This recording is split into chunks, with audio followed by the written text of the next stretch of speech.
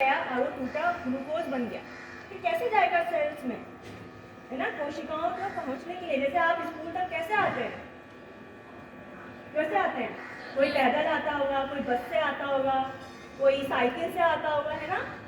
जब हमारे बॉडी में खाना गया और ग्लूकोज निकला उससे, और उसे अब जाना है, जगह जगह पे जाना है, किसी को बाजार जाना है, किसी को स्कूल जाना है, सोच लीजिए। तो वो स्कूल बाजार क्या है, हमारे शरीर की कोशिकाएं, तो उनको वहां तक कौन पहुंचाएगा, खून, ब्लड, ठीक है।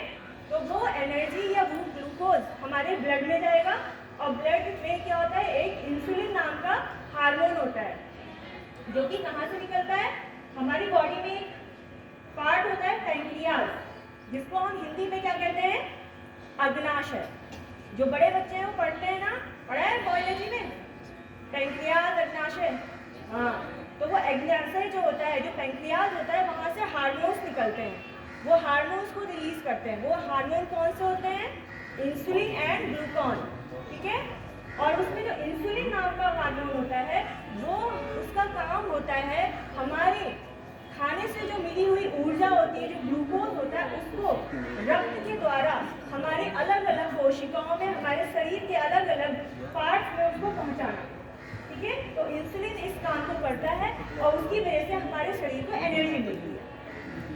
अब यहाँ पे डायबिटीज कैसे होता है, अब क्या होगा, पैंक्रियाज में अगर कोई गड़बड़ हो गई तो वो इंसुलिन सिक्रेशन कम कर देगा, ठीक है।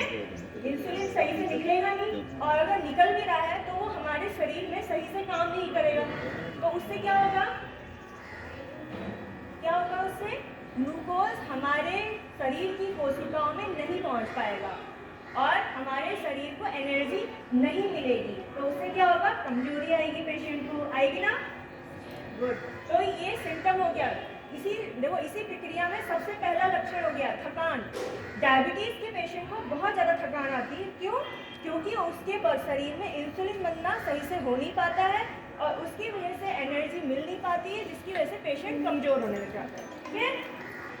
समझ में आ गया ना, वेरी गुड। तो अब क्या होगा, इंसुलिन को पहुंचाने वाला जो ग्लूकोज को पहुंचाने वाला इंसुलिन है, वो कम हो रहा है, तो उसकी वजह से क्या होगा, जो ग्लूकोज होता है वो कहाँ इकट्ठा होने लग जाएगा, हमारे खून में, मतलब ब्लड में।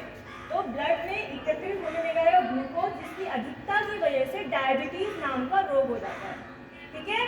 तो वो हमारे खून में इकट्ठा होने लग जाएगा, क्योंकि वो बॉडी पार्ट्स में जा नहीं पाएगा। तो एक जगह एकत्रित होने की वजह से वो ग्लूकोज जो है फिर पेशाब के रास्ते बाहर निकलता है, यूरिन के रास्ते। तो एक सिम्टम दूसरा आ गया पेशेंट का, पेशाब जाने की इच्छा बार बार होती है डायबिटीज के पेशेंट को।